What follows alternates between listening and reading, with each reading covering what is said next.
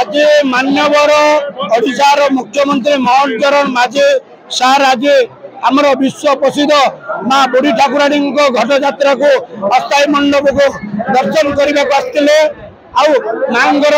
कौन उन्नतिकरण विषय किसी कही एवं जो सीडीएम ऑफिस अच्छे आमर किसी सुविधा ना मत बर्तमान माद होती कौन प्रकार सुविधा ना मु सिटी हॉस्पिटल जाकि ट्रीटमेंट कर आसिली बर्तमान ये सीडीएम खाली ऑफिस अच्छी कैंटीन चाबी पड़ी रोचे मोर अनुरोध माँ भौणी मैंने मूर्छा भी पड़ जाती आमि सुविधा हम ए प्रति सरकार दृष्टि देले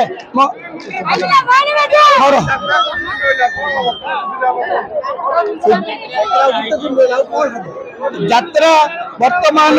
शेष पर्याय रही 28 तारीख में लास्ट हो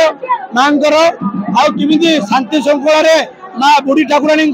विश्व प्रसिद्ध यही यात्रा घट यात्रा केमी शांति श्रृंखला हो आज माननीय मुख्यमंत्री ओडिशार मोहन चरण माझी सार आज मां अस्थायी मंडप को दर्शन करने को आसी।